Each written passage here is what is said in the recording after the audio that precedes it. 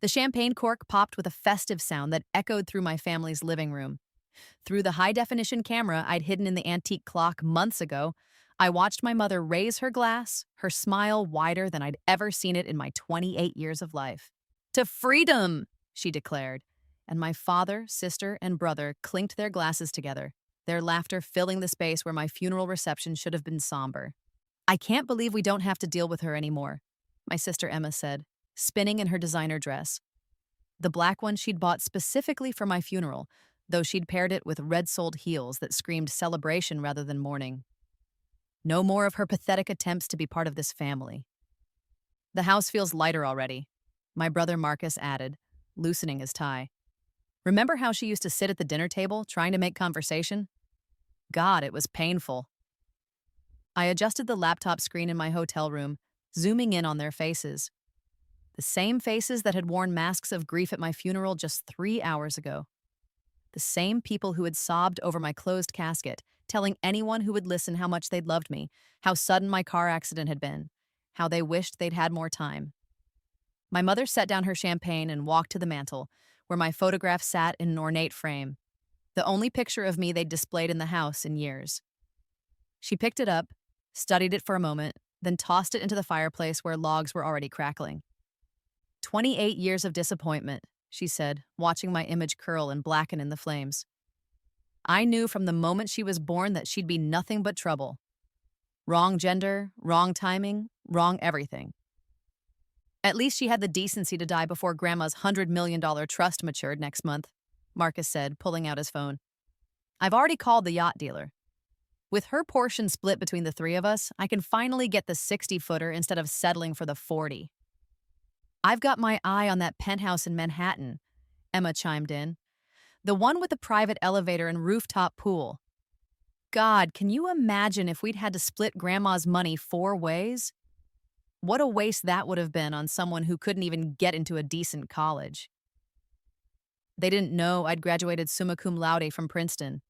They'd never bothered to attend my graduation, telling everyone I was at community college. They didn't know about my MBA from Wharton either, completed at night while I worked 3 jobs to pay for it myself after they'd drained my college fund for Emma's 3rd attempt at art school. "Speaking of which," my father said, pulling out a thick envelope, "I brought the trust documents. We should review them before the lawyer gets here tomorrow. Make sure everything's in order for the transfer." "Why is the lawyer even coming?" Emma asked, refilling her glass. "She's dead. The trust automatically splits between the surviving grandchildren." "Legal formality," my mother waved dismissively. "Something about her having a will, as if she had anything to leave anyone. The girl lived in a studio apartment and drove a 15-year-old Honda. They didn't know about the tech company I'd founded 5 years ago, the one I'd sold to Google for $300 million just 6 months before my death. They didn't know about the patents I held, the real estate investments, or the venture capital firm I'd quietly built while they assumed I was waiting tables. But they would. Tomorrow, they would know everything. I closed the laptop and walked to the window of my hotel suite, looking out at the city lights. In my hand, I held a different passport. One with a new name, but my same photo. Just with blonde hair instead of brown, green contacts instead of my natural blue eyes. Tomorrow, after the will reading, I would be on a plane to Switzerland, where my new life was already waiting. But tonight, I would remember. I would remember everything that had led to this moment, starting with my first death. The memory was still vivid, even though it had been 6 months since I'd actually died. Not the fake car accident I'd staged last week, but my real death. The one that had given me this second chance. It had been my 28th birthday. A day that should have been a celebration, but had instead become my breaking point. I'd spent years trying to earn my family's love. Years of being the scapegoat for everything that went wrong in their lives. When Marcus lost his job, somehow it was because my negative energy had cursed the family.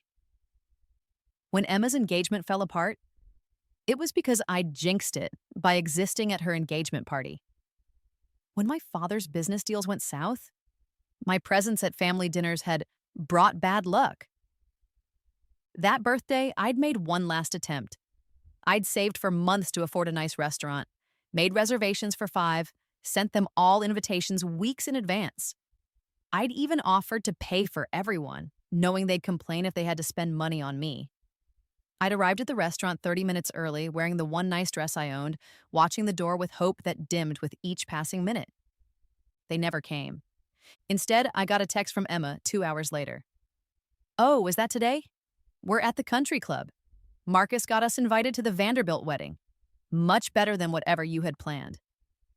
I'd paid the cancellation fee, went home to my empty apartment, and opened the bottle of wine I'd been saving. But I'd forgotten to eat that day. I'd been too nervous about dinner. And I'd taken my anxiety medication that morning. The combination, along with the entire bottle of wine and the sleeping pills I'd taken, hoping to just escape the pain for a while, had been too much. I remember the cold, the darkness creeping in from the edges of my vision, the strange peace that came with letting go. My last thought had been a wish that I could have just one chance to show them who I really was, to make them see me, to make them pay for every moment of pain they'd caused. Then I woke up, not in a hospital, not in heaven or hell, but in my apartment 6 months earlier, on the morning of New Year's Day.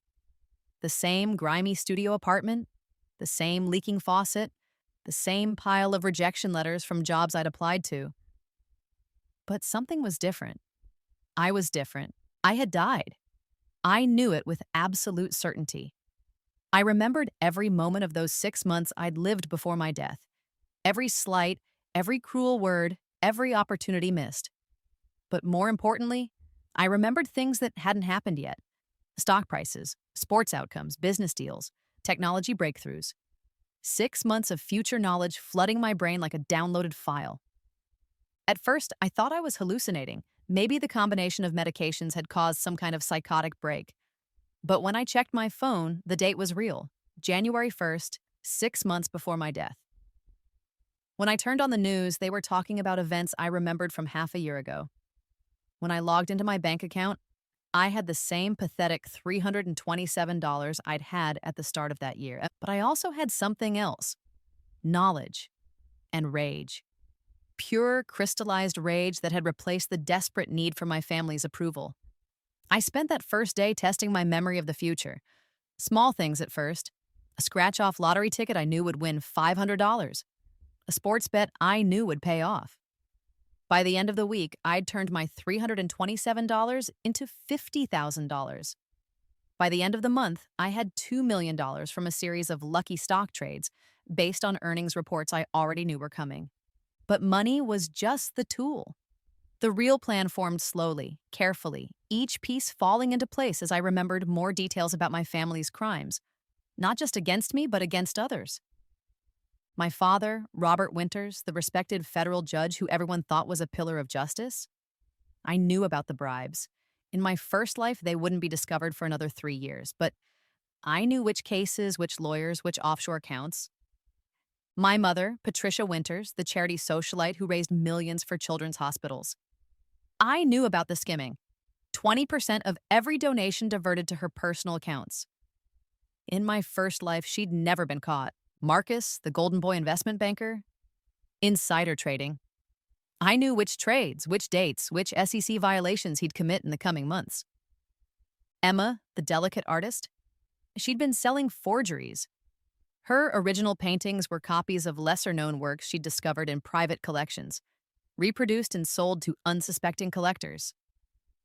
In my first life, she'd made millions before anyone noticed. I knew all of it, and this time, I would use it. The plan took shape over the months. First, I needed to establish my new identity without them knowing. I legally changed my name for my business dealings, keeping my original name for family interactions, but operating as Alexandra Crown in the business world. I founded my tech company under the new name, hired developers with my initial capital, and fast-tracked products I knew would succeed because I'd seen them succeed before. The patent for the adaptive AI algorithm that Google would desperately need for their 2024 product launch? I filed it in February. The revolutionary compression technology that Netflix would license for billions? Filed in March. By April, I had venture capitalists fighting to fund my company, not knowing I was the same girl they'd see serving coffee at the diner near their offices. I maintained my old life perfectly. Still lived in the studio apartment they knew about, though I'd bought the entire building under a shell company. Still drove the old Honda to family events, though I kept a Tesla in a garage across town. Still wore my thrift store clothes around them, though my closet in my real apartment, the penthouse in the building I'd bought, was full of designer pieces. The hardest part was continuing to endure their abuse, knowing what was coming. Every family dinner where they'd forget to set a place for me. Every holiday where my gifts would be lost or accidentally donated. Every achievement I'd share that would be met with eye rolls and subject changes. My mother's birthday party in March was particularly cruel. She'd invited 300 guests to the country club, and when I arrived, she'd acted surprised. "Oh, Rebecca, I didn't think you'd actually come. You know this isn't really your kind of event. Everyone here is rather successful, and I'd hate for you to feel out of place." I'd smiled, handed her the gift I'd brought, a simple bracelet from a department store, nothing that would raise suspicions, and watched her toss it onto the gift table without opening it. She didn't know that I'd already bought the country club. The sale would be finalized the day after my death, and their membership would be mysteriously revoked. Emma's art show in April was another test of my patience. She'd specifically uninvited me the day before, claiming the gallery had limited space, but I'd seen the Instagram stories of the barely attended event.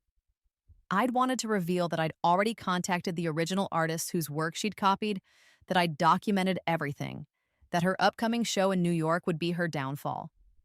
But I'd bitten my tongue and sent her a congratulations text that she'd left unread. Marcus was perhaps the most unbearable. As the eldest and only son, he'd always treated me like a servant rather than a sister. In May, he'd actually called me to his apartment. Not to spend time together, but to clean it before his girlfriend arrived. "You're not doing anything important anyway," he'd said, tossing me cleaning supplies. "And God knows you need the practice for when you're cleaning houses for a living." I'd cleaned his apartment all right.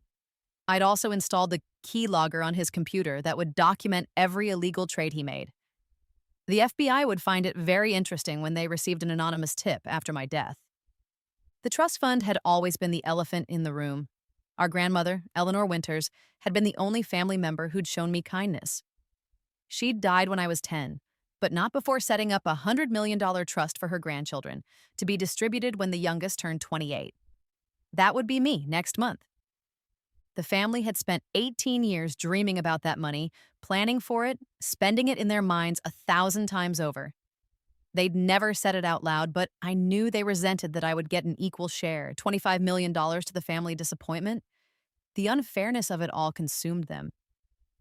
What they didn't know was that Grandma Eleanor had been smarter than all of them combined. The trust had conditions, hidden subclauses that only activated under specific circumstances. I'd discovered them when I'd hired my own lawyer to review the documents, something they'd never bothered to do because they'd assumed it was straightforward. The main clause was simple, equal distribution among surviving grandchildren. But subclause 7A stated that in the event of any grandchild's death, if evidence emerged of family members celebrating or expressing joy over said death, their portions would be forfeit to charity. Subclause 7B was even better. Any grandchild who could prove systematic abuse, neglect, or financial manipulation by the family could claim the entire trust. Grandma Eleanor had seen who they really were. She'd protected me from beyond the grave, creating a trap that would only spring if they revealed their true nature. And with my hidden cameras throughout the house, I had all the evidence I needed. The final piece of my plan had come together in June when I'd staged my death. It had to be believable but not too convenient. A car accident on a rainy night, driving the dangerous curve everyone knew I took to get to my night shift at the restaurant where I supposedly worked. No body recovered. The car had gone over the cliff into the ocean, swept away by the notorious riptide. They'd found enough blood on the rocks to declare me dead, not knowing I'd carefully planted it there from blood I'd drawn over several weeks and preserved. My final day had been perfectly orchestrated. I'd had lunch with my mother, where she'd spent an hour telling me how I'd never amount to anything and how embarrassed she was to have me as a daughter. I'd recorded every word. I'd stopped by Marcus's office to drop off the birthday gift he'd rejected, making sure security cameras saw me looking despondent as I left. I'd texted Emma about wanting to make amends, only to have her respond with a long message about how I was toxic and she wished I'd never been born. Then I'd driven my Honda to the cliff, set up the accident scene, and disappeared into my new life. The funeral had been the hardest part, watching from a distance as they performed their grief. My mother's eulogy was a masterpiece of fiction, talking about her beloved daughter and how much potential I'd had. Marcus spoke about our close bond and how he'd always protected his little sister. Emma sobbed through a poem about sisterly love that she'd clearly Googled that morning. The other attendees, mostly my grandmother's old friends who felt obligated to come, looked confused. Several of them whispered to each other, clearly wondering if they were at the right funeral. Mrs. Chen, my grandmother's best friend, had actually stood up and left in the middle of Emma's performance, muttering something about crocodile tears. But now, watching them celebrate through my hidden camera, I had everything I needed. Every word they spoke was being recorded, uploaded to multiple cloud servers, and automatically backed up to my lawyer's office. Tomorrow's will reading would be the culmination of 6 months of careful planning. I pulled out my phone and texted my lawyer, Jonathan Ashford, the senior partner at Ashford, Kellerman and Associates, and, coincidentally, the man who'd been trying to take my father down for years. "Everything is prepared for tomorrow?" I typed. "Absolutely," he responded immediately. "The conference room is set up with cameras, the federal agents are on standby, and I've had the building security tripled. Your family has no idea what's coming. And the trust documents? Already reviewed with the estate trustees. Given the evidence we've collected, subclause 7A and 7B are fully activated. Your family won't receive a penny." I smiled, remembering the second part of my plan. The will they thought was about my meager possessions was actually about my $300 million fortune. And every penny of it was designated for specific purposes designed to destroy them.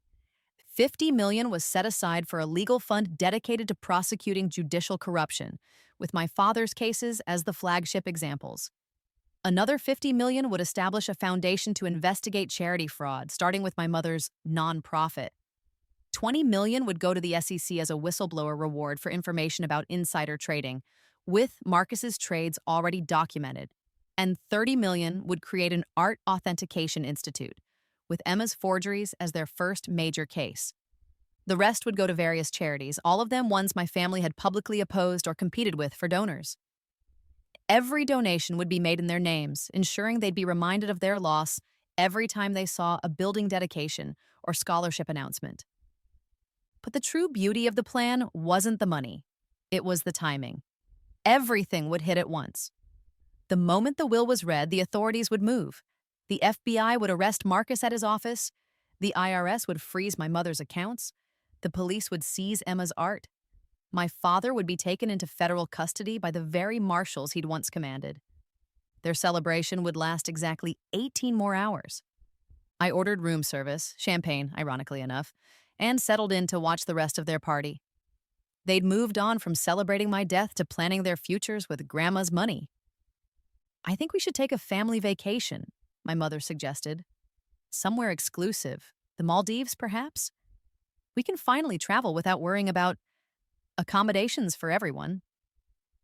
She meant without having to book a room for me, probably in the hotel basement if she had her way. "We should invest some of it," Marcus added, already drunk on his third bottle of champagne. "I know some guys who can guarantee 30% returns. Totally legal, of course." I laughed out loud. The same guys who would be arrested alongside him tomorrow for running a Ponzi scheme. "Can we please just enjoy this?" Emma said, raising her glass again. "Our biggest problem is finally gone. Do you know how exhausting it was to pretend she mattered? To act like we cared about her pathetic little existence? The worst part was how she always tried," my father added. "Remember when she saved up to buy us Christmas presents? Drugstore cologne and department store scarves. I wanted to laugh in her face." "You did laugh," my mother reminded him. "After she left, we all did." They were still laughing when I finally turned off the laptop. I'd seen enough, recorded enough. Tomorrow would be the last time I'd ever have to see their faces. And this time, I wouldn't be the one leaving in tears. I pulled out the folder containing my new identity documents. Alexandra Crown had a beautiful life waiting for her in Switzerland. A mansion overlooking Lake Geneva. A position on the boards of several international tech companies. invitations to galas where my family could never follow, even if they weren't about to be imprisoned. But Rebecca Winters had one last performance to give. The next morning dawned gray and drizzly.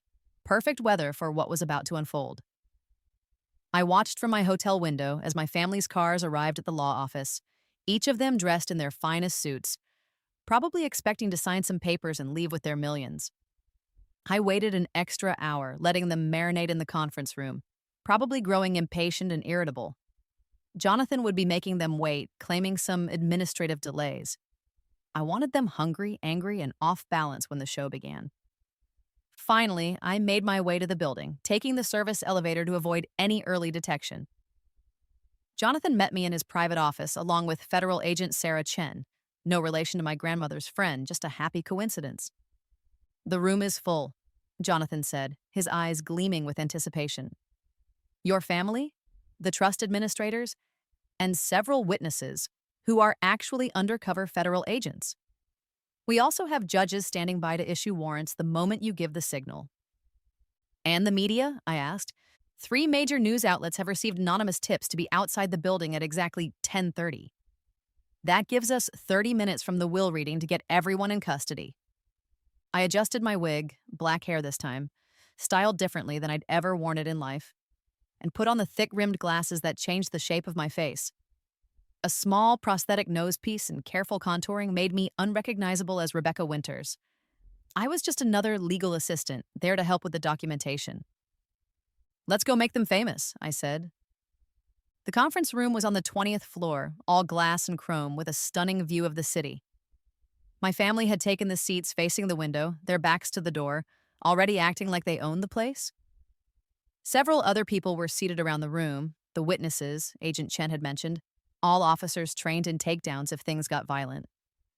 I slipped in quietly, taking a seat in the corner with my laptop, just another assistant taking notes. None of them even glanced my way. "Finally," my mother huffed as Jonathan entered. "We've been waiting for over an hour. This is highly unprofessional." "My apologies, Mrs. Winters," Jonathan said smoothly, setting his briefcase on the table. "There were some complications with the estate that needed to be addressed." "What complications?" Marcus demanded. "She lived in a studio apartment. How complicated could it be?" "Perhaps we should begin with the will reading," Jonathan suggested, pulling out a thick document. "Miss Rebecca Winters executed this will 6 months ago, along with several other legal documents that will become relevant shortly." "6 months ago?" Emma laughed. What did she even have 6 months ago?" "If I may continue," Jonathan said, his voice carrying a warning that shut her up. "I, Rebecca Winters, being of sound mind and body, do hereby declare this to be my last will and testament." My father rolled his eyes. "Can we skip to the relevant parts? We're here about the trust, not whatever sentimental garbage she left behind." "The will and the trust are connected, Your Honor," Jonathan said, and I saw my father stiffen at the formal address. "But very well, let me skip to the distributions." He flipped several pages, and I watched my family lean forward like vultures spotting carrion. "To my father, Robert Winters, I leave the contents of Safety Deposit Box 447 at First National Bank to be opened only in the presence of federal authorities." My father frowned. "What safety deposit box? What are you talking about?" "To my mother, Patricia Winters, I leave the detailed accounting records of the Patricia Winters Children's Foundation, along with all documentation of financial transfers from said foundation, to be immediately provided to the Internal Revenue Service." My mother went pale. "This is absurd. She didn't have access to any of that."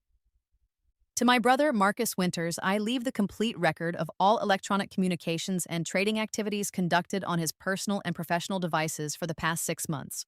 Already delivered to the Securities and Exchange Commission." Marcus stood up so fast his chair fell over. "What the fuck is this?" "And to my sister, Emma Winters, I leave the original artworks from which her paintings were copied, along with sworn affidavits from the original artists, all of which have been provided to the district attorney's office." Emma's mouth opened and closed like a fish out of water. "She's dead. Dead people can't. This isn't real." "Now, as to my estate," Jonathan continued, ignoring their outbursts. "The $300 million in liquidated assets from the sale of my technology company, Crown Innovations, along with ongoing royalties from my patents, will be distributed as follows. 300 million? My father's voice cracked. That's impossible. She was a waitress. 50 million to the Federal Justice Reform Foundation, specifically for the prosecution of judicial corruption. 50 million to the Charity Fraud Investigation Institute. 20 million as a whistleblower award to the SEC for information regarding insider trading. 30 million to the International Art Authentication Board. And the remaining 150 million to be distributed among various charitable organizations, all donations to be made in the names of Robert, Patricia, Marcus, and Emma Winters. The room exploded. Marcus lunged across the table, trying to grab the will from Jonathan's hands, but two of the witnesses restrained him. My mother was screaming about lawsuits and defamation. My father was demanding to see proof. Emma was crying, mascara running down her cheeks as she realized her life was over. This brings us to the matter of the Eleanor Winters Trust, Jonathan said, raising his voice over the chaos. Due to evidence obtained regarding the family's reaction to Rebecca's death, including video recordings of them celebrating and expressing joy over her passing, Subclause 7A has been activated, forfeiting their shares. Furthermore, due to documented evidence of systematic abuse, neglect, and financial manipulation spanning 18 years, Subclause 7B grants the entire trust to Rebecca's designated beneficiaries. She's dead, my mother shrieked. She can't designate anything, she's dead. About that, Jonathan said, and I saw the smile he'd been suppressing finally break through. Agent Chen, I believe you have something to add? Agent Chen stood up, pulling out her badge. Robert Winters, you're under arrest for judicial corruption, accepting bribes, and violation of your oath of office. Two agents moved toward my father, who seemed frozen in shock. Patricia Winters, you're under arrest for charity fraud, money laundering, and tax evasion. Marcus Winters, you're under arrest for insider trading, securities fraud, and conspiracy to commit wire fraud. Emma Winters, you're under arrest for forgery, fraud, and interstate commerce of stolen goods. The room erupted into chaos. Marcus tried to run but was tackled before he reached the door. Emma collapsed, sobbing about how it wasn't fair. My mother was screaming about her lawyers, her connections, how she'd destroy everyone in the room. My father, maintaining his judicial bearing even as handcuffs were placed on his wrists, was demanding to know who was behind this. You want to know who did this? I said, finally standing up and moving to the center of the room. They all turned to look at me, this random assistant they'd ignored. I pulled off the wig, removed the glasses, and wiped away the contouring makeup with a tissue. Hello, family. The silence was absolute. My mother's face went from red to white so fast I thought she might faint. Marcus's mouth hung open. Emma actually screamed. My father just stared, his analytical mind probably running through how this was possible. Rebecca? My mother whispered. But you're dead. We went to your funeral. You went to a performance, I corrected, though I have to say your eulogies were very moving. Especially the part about how much you loved me, Mom. Almost as touching as the part where you burned my picture while toasting to your freedom. You were watching, Emma gasped. Every moment, every word, every celebration of my death is recorded and admissible as evidence. I walked closer to them, feeling 18 years of pain crystallizing into this perfect moment. You thought I was nothing, a disappointment, a burden, a waste of space who was only good for one thing, dying before I could claim my share of Grandma's trust. You faked your death for money? Marcus spat, struggling against the agents holding him. No, I said quietly. I faked my death for justice. The money was just a tool. Do you want to know the truth? I did die. 6 months ago on my birthday, I died alone in my apartment after you all stood me up for dinner. Again. And when I woke up, when I got this second chance, I could have done anything. I could have simply disappeared, taken my knowledge of the future, made my fortune, and lived happily somewhere you'd never find me. I moved to the window, looking out at the city where I'd spent years being invisible. But I realized something. You weren't just cruel to me. You were cruel to everyone you saw as beneath you. Dad, you sent innocent people to prison because someone paid you to.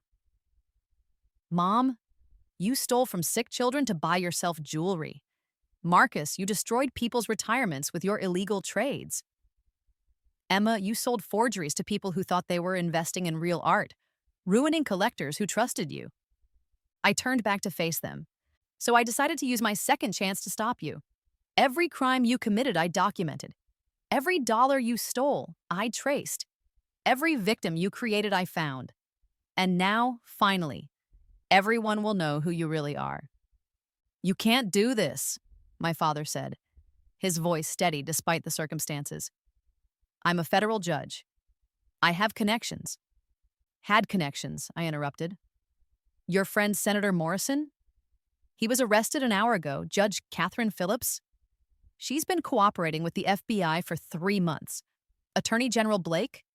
He personally signed off on your arrest warrant. You have no friends left, Father. They all jumped ship the moment they saw the evidence. The media will never believe my mother started. Channel 7, Channel 11, and the Times are already outside, I said, checking my watch. In about 5 minutes, you'll be doing the perp walk of the century. Federal judge and family arrested in massive corruption scandal. It has a nice ring to it, doesn't it? Why? Emma sobbed. We're your family. No, I said firmly. You were never my family. Family doesn't lock a 10-year-old in a closet for embarrassing them at a party. Family doesn't drain a college fund and then laugh about it. Family doesn't tell someone every day for 18 years that they're worthless, unwanted, and better off dead. I pulled out an envelope from my bag and handed it to Jonathan. That's a check for $10,000, I told him. I want you to ensure each of them has adequate legal representation. Not great representation, but adequate. I want them to have fair trials. I want them to have every opportunity to defend themselves. And I want them to lose anyway because the evidence is so overwhelming that no jury in the world would acquit them. You vindictive little bitch, my mother snarled, her society mask finally cracking completely. Yes, I agreed. I am vindictive. You made me this way. Every cruel word, every deliberate humiliation, every moment you made me feel like I shouldn't exist. You created this version of me, the version who was smart enough to destroy you. Agent Chen nodded to her team. Let's move them out. As they were being led away, my father stopped in front of me. For a moment, his mask slipped, and I saw something that might have been regret. Or maybe just regret at being caught. Your grandmother would be ashamed, he said quietly. My grandmother, I replied, is the one who put those subclauses in the trust. She knew exactly who you all were, and she made sure that if you ever showed your true faces, you'd lose everything. She protected me even from beyond the grave, which is more than any of you ever did while you were alive. He had nothing to say to that. They never did when confronted with the truth. I watched them being led out, each in handcuffs, each facing decades in prison. My mother was still screaming about lawsuits. Marcus was crying, actually crying, about his reputation. Emma had gone silent, probably in shock. And my father walked with his head down, the mighty judge finally facing judgment himself. Jonathan stood beside me as we watched them disappear into the elevator. That was quite a performance, he said admiringly. The last one Rebecca Winters will ever give, I replied. Alexandra Crown has a plane to catch. What about the trust, your grandmother's $100 million? I smiled. It's all going to charity, every penny. I don't need it. I made my own fortune. Let it do some good in the world. Fund some scholarships for kids whose families tell them they'll never amount to anything. Build some shelters for people who need to escape abusive homes. Create something positive from all that pain. I gathered my things, preparing to leave this life behind forever. At the door, I turned back to Jonathan one last time. Make sure they know, I said. During the trials, during the sentencing, make sure they know that every charity that benefits from their downfall will have their names attached. Every scholarship, every building, every program funded by their seized assets, and my donations will carry the Winters name, but not in honor, as a warning, a reminder of what happens when you mistake kindness for weakness. The media storm was everything I'd hoped for and more. I watched from the airport lounge as my family was led out of the building, photographers crushing in from every angle, reporters shouting questions that would never be answered. Judge Winters, did you accept bribes? Mrs. Winters, how much did you steal from the children's charity? Marcus, is it true you've been insider trading for 5 years? Emma, how many forgeries did you sell? They tried to hide their faces, but there was nowhere to go. The images would be on every news site within minutes, on every evening news program, in every newspaper. Their carefully constructed reputations were destroyed in the time it took to walk from the building to the police cars. My phone buzzed with messages from people I'd worked with in my old life. Fellow waitresses, baristas, the few people who'd shown me kindness when my family wouldn't. They all thought I was dead, of course, but they were celebrating the family's downfall anyway. Did you see the news about the Winters family? Karma is real. Your family is getting what they deserve, Rebecca. Wish you were here to see it. Rest in peace, girl. Justice is being served. I silently said goodbye to each of them, then destroyed the phone. Alexandra Crown had no connection to these people, as much as it hurt to let them go. They were part of Rebecca's life, and Rebecca was dead. My new phone, registered to Alexandra, buzzed with very different messages. Invitations to galas, investment opportunities, congratulations on my recent patents. The world was opening up to me in ways Rebecca Winters could never have accessed. But as my flight was called, I found myself thinking, not about my future, but about my past. Not the pain, I was leaving that behind, but the lessons. Every moment of cruelty had taught me to be kind. Every rejection had taught me to be self-reliant. Every humiliation had taught me to be humble. My family had thought they were breaking me. Instead, they'd been forging me into someone strong enough to break them. The first-class cabin was nearly empty, just me and a few business travelers who paid no attention to the blonde woman in designer sunglasses. I settled into my seat, accepted a glass of champagne from the flight attendant, and pulled out my new laptop. There was work to do. Alexandra Crown had a tech company to run, innovations to develop, a life to build. But first, I opened a secure connection and logged into the hidden account I'd maintained to monitor my family's situation. The arrests were just the beginning. The real destruction would come during the trials, where every detail of their crimes would be laid bare.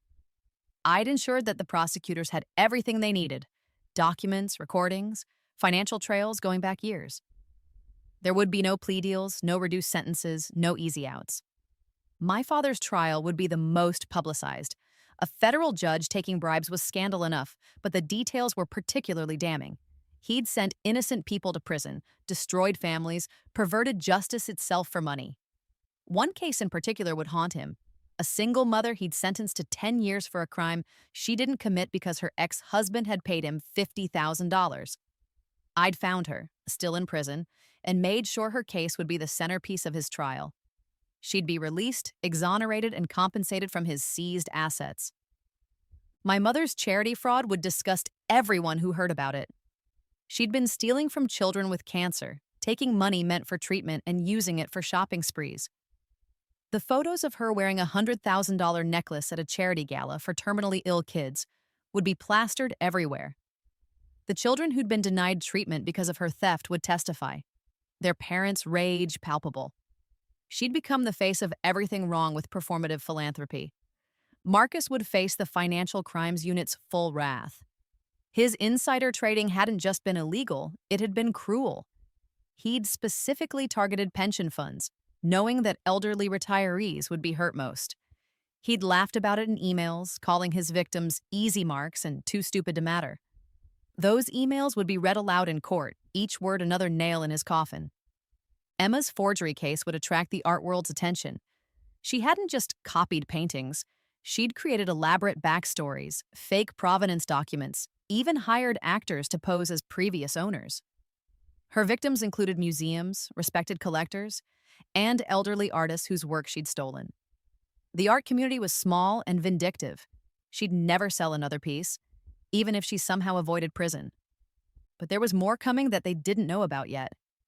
I'd hired private investigators to dig into their past crimes, things I hadn't known about in my first life. My father had a second family in Canada, a mistress and 2 children he'd been supporting with embezzled funds. My mother had been blackmailing several society women with affairs she'd discovered, threatening to expose them unless they donated to her charity. Marcus had date-raped at least 3 women in college, using his father's influence to make the accusations disappear. Emma had bullied a classmate so severely in high school that the girl had attempted suicide. All of it would come out during the trials. All of it was documented, witnessed, proven beyond doubt. The flight attendant offered me dinner, but I wasn't hungry. I was satisfied in a way food couldn't provide. For the first time in my existence, both lives, I felt complete. Not happy exactly. The years of pain couldn't be erased by revenge, but complete, like a circle finally closing. As we flew over the Atlantic, I allowed myself to imagine their lives in prison. My father, used to commanding respect, would be just another corrupt official in a federal penitentiary full of people he'd sentenced. My mother, obsessed with appearances, would have to wear the same orange jumpsuit as everyone else, no designer labels to hide behind. Marcus, who'd always used his size and gender to intimidate me, would find himself surrounded by men who weren't impressed by either. Emma, who'd lived for attention and admiration, would be anonymous, forgotten, irrelevant. They'd have years to think about what they'd done. Years to remember every cruel word, every moment of abuse, every time they'd chosen to hurt me instead of love me. And unlike me, they wouldn't get a second chance. The Swiss authorities were waiting for me when we landed in Geneva, but not in an official capacity. Jonathan had arranged for a protective detail just in case my family had friends I didn't know about who might want revenge, but the protection would be temporary. In a few weeks, when the trials were dominating the news and my family's associates were distancing themselves as fast as possible, I'd be truly free. My new home was an hour outside Geneva, a modernist masterpiece of glass and steel overlooking the lake. It had been built by a tech billionaire who'd lost everything in a scandal. Rather fitting, I thought. I'd bought it furnished, wanting no connections to my old life, not even in my choice of curtains. The staff Jonathan had hired, a housekeeper, a cook, a gardener, all carefully vetted, greeted me as Miss Crown. They had no idea who I'd been before. To them, I was simply a successful young entrepreneur who'd made a fortune in AI technology and chose to live quietly in Switzerland. That first night in my new home, I stood on the balcony looking out at the lake, its surface mirror smooth in the moonlight. 24 hours ago, my family had been celebrating my death, planning their futures with money they'd never receive.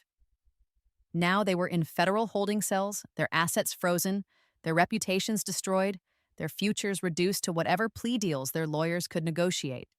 I thought I would feel triumphant. Instead, I felt empty. Not sad, not regretful, just empty.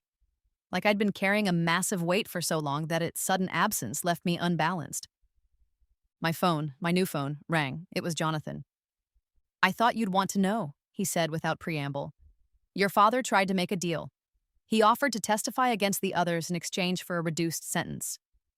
"Of course he did," I said, unsurprised. "What did the prosecutor say?" "That they don't need his testimony. The evidence you provided is more than sufficient for conviction on all counts. He has nothing to bargain with." "And the others?"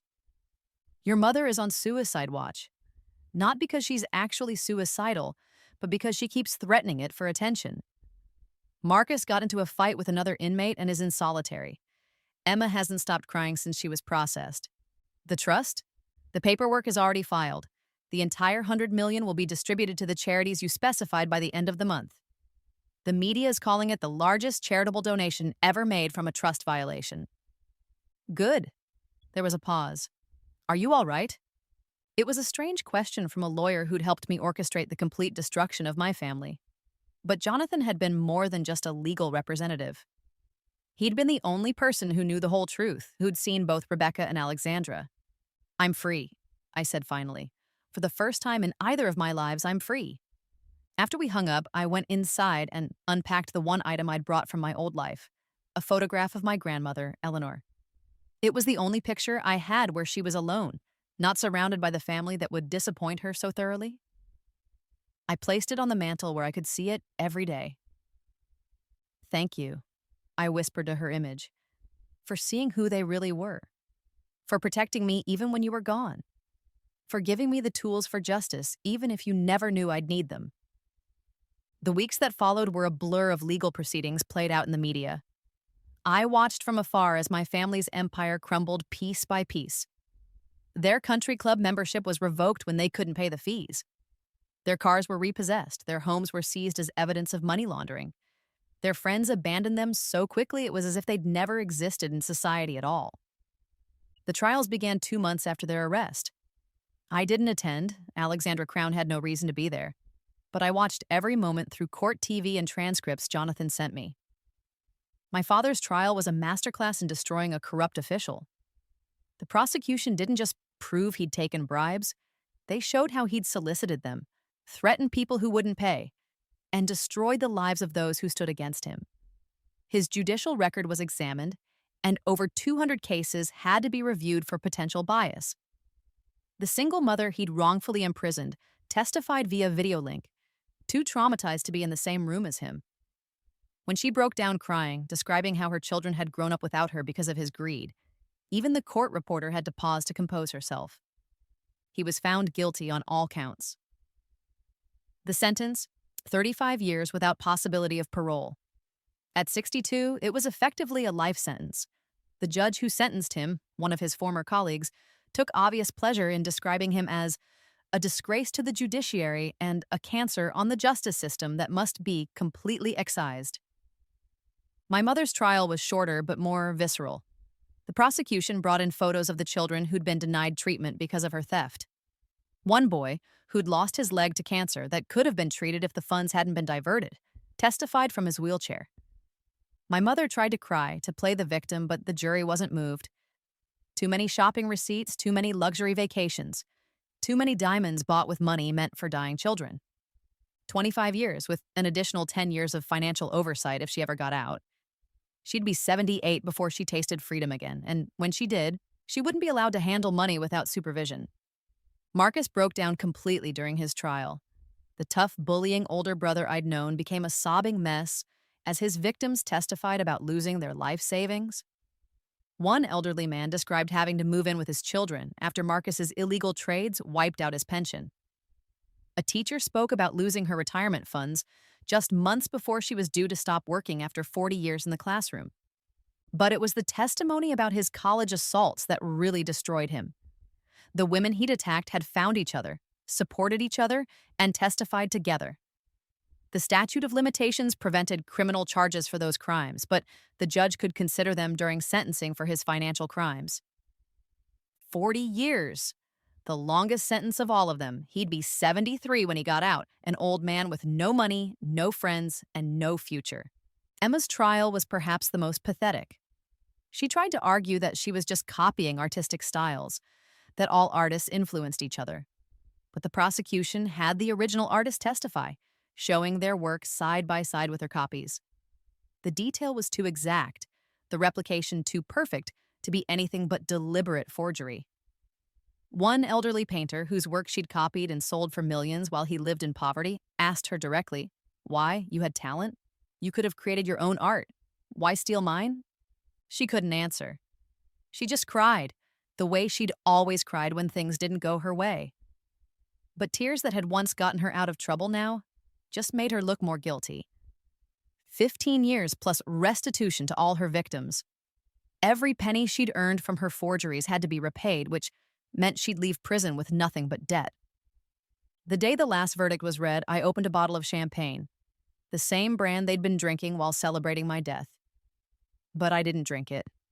Instead, I poured it into Lake Geneva, watching the bubbles disappear into the dark water. "It's over," I said to no one in particular. "Rebecca Winters is finally at peace." The epilogue to my story isn't about revenge or justice or even redemption. It's about what comes after all of that, when the dust settles and you have to figure out who you are without your anger to define you. Alexandra Crown became everything Rebecca Winters could have been if she'd been loved instead of loathed. My technology company expanded into biomedical engineering, creating accessibility devices for disabled children, a little nod to the grandmother who'd seen me as worthy even when no one else did. The patents I'd filed based on my knowledge of the future revolutionized several industries, and I made sure the benefits reached the people who needed them most, not just those who could afford them.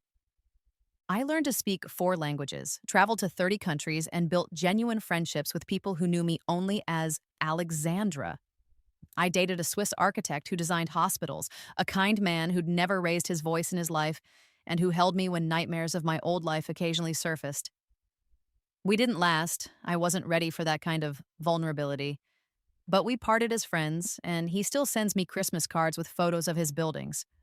I even learned to paint, taking classes from a master artist in Florence. I wasn't particularly good, but I was genuine, creating my own work instead of stealing others. One of my paintings, a dark piece about transformation, actually sold at a charity auction, though I suspect the buyer was more interested in supporting the cause than acquiring art. 3 years after my death, I received a letter forwarded through 17 different lawyers and shell companies. Somehow my father had figured out I was alive. Not the details. He didn't know about Alexandra Crown, but he knew his daughter hadn't died in that car accident. Rebecca, the letter read, I know you're out there. I know what you did. I don't know how, but I know why. I have 24 years left to serve, assuming good behavior. Your mother is in the psychiatric ward after a real suicide attempt. Marcus was attacked by other inmates and is paralyzed from the waist down. Emma is in protective custody because she testified against a prison gang. We are destroyed as you intended. You won. I hope it brings you peace. Despite everything, you were still my daughter. Despite everything, in my broken way, I did love you, just never enough to show it when it mattered. I burned the letter without responding. He didn't deserve my words, not even to tell him he was wrong about love. What he'd felt wasn't love, it was occasional, conditional tolerance at best. Real love doesn't require perfection. Real love doesn't withhold itself as punishment. Real love doesn't celebrate death. The irony of my second life is that I'd gotten everything I thought I wanted: wealth, success, revenge, only to discover that what I'd actually needed was simpler: safety, peace, and the space to discover who I was without anyone telling me I was worthless. Today marks 5 years since my rebirth, the real one, not the faked death. I'm sitting in my office in Geneva, running a company that employs 300 people and has a mandate to make the world more accessible for everyone, not just the wealthy. My newest project is a scholarship fund for abuse survivors, providing not just education, but therapy, mentorship, and the kind of support I desperately needed but never received. Sometimes I wonder what would have happened if my family had just loved me. Would I have still built this empire? Would I have still changed the world with my inventions? Or would I have been content with their approval, never pushing myself to prove them wrong? But that's a pointless thought experiment. They didn't love me. They couldn't love anyone. Not really. Not when their love was conditional on perfection, success, and never challenging their superiority. They loved themselves, their image, their status. Everyone else was just a prop in their performance. The news still occasionally mentions them. My father, now a cautionary tale taught in law schools about judicial corruption. My mother, whose name has become synonymous with charity fraud. Marcus, who wrote a book from prison that no publisher would touch about how he was victimized by the system. Emma, who tried to sell her story to a documentary crew, only to have them discover she was still lying about her crimes. Their footnotes now, their legacy reduced to a warning about the consequences of cruelty and corruption. Meanwhile, the charities funded by their downfall and my donations have helped thousands of people. Schools have been built, medical treatments have been funded. Abuse survivors have found safety and support. That's the real revenge, I've come to realize. Not their suffering, that's just justice. The real revenge is that all their cruelty, all their abuse, all their attempts to destroy me only resulted in making the world better for people like me. Every scholarship given, every innovation developed, every life saved by the technologies I've created is proof that they failed to break me. The sun is setting over Lake Geneva as I write this, painting the water gold and pink. In a few minutes, I'll leave this office and go home to my quiet house, where I'll tend my garden, read a book, and enjoy the peaceful life I've built from the ashes of my death. Tomorrow, I'll wake up and continue building, creating, contributing to a world that my family tried to convince me I didn't deserve to be part of. They were wrong about everything, but especially about me. I wasn't worthless. I wasn't a disappointment. I wasn't better off dead. I was a phoenix, waiting for the fire that would let me rise. They lit that fire with their cruelty, never realizing they were creating their own destroyer. My name is Alexandra Crown now, and I am everything Rebecca Winters was never allowed to be: successful, confident, valued, and free. But most importantly, I am alive, truly alive, in a way I never was in my first life. And that, more than all the money and revenge in the world, is my greatest victory. The Winters family thought they were celebrating my death that night, but really they were celebrating my birth. The birth of someone stronger, smarter, and more dangerous than they could have imagined. Someone who would take their name, their legacy, their entire world, and transform it into something beautiful. They gave me nothing but pain. I turned it into power. They gave me death. I turned it into life. They gave me hate. I turned it into purpose. And in the end, that's the most perfect revenge of all. Not just surviving what they did to me, but thriving because of it. Taking every weapon they used against me and forging it into armor. Taking every wound they inflicted and letting it become a source of strength. My grandmother, Eleanor, knew something my family never understood. Love isn't about blood or obligation or maintaining appearances. Love is about seeing someone's potential and nurturing it, protecting them when they're vulnerable, and believing in them when they can't believe in themselves. She did that for me with a few sub-clauses in a trust document, reaching through death to give me the tools I needed to save myself. I keep her picture on my desk right next to my computer, where I can see it every day. Sometimes I tell her about my successes, my challenges, my plans for the future. I know she can't hear me, but it helps to pretend someone who loved me is still watching, still proud, still believing I can change the world. And I am changing the world, one invention at a time, one donation at a time, one life saved at a time. Every day, I work to be worthy of the second chance I was given, not because I need to prove anything to anyone, but because I finally understand my own worth.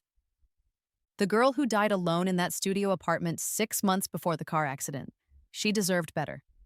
The woman who rose from that death, who schemed and plotted and brought down an empire of cruelty, she deserved peace. And the person I am now, sitting in this office overlooking Lake Geneva, she deserves to be happy. So that's what I choose. Every day, I choose happiness over hate, purpose over pain, future over past. It's not always easy. Some mornings, I wake up still feeling like that unloved girl, still hearing their voices telling me I'm worthless. But then, I look at what I've built, at the lives I've touched, at the world I've helped reshape, and I remember I am not what they said I was. I never was. I am Alexandra Crown, and this is my life now. Not perfect, not without challenges, but mine. Built by my hands, my mind, my determination. Built on the foundation of pain, but reaching towards something better. The sun has set now, the lake is dark, reflecting the first stars of evening. Somewhere across the ocean, my family is serving their sentences, counting days that stretch into decades. But here, in this moment, in this life I've created, time moves forward, not backward. Here, in this second chance I've been given, every day is the opportunity to be more than they ever believed I could be, and that's exactly what I plan to do.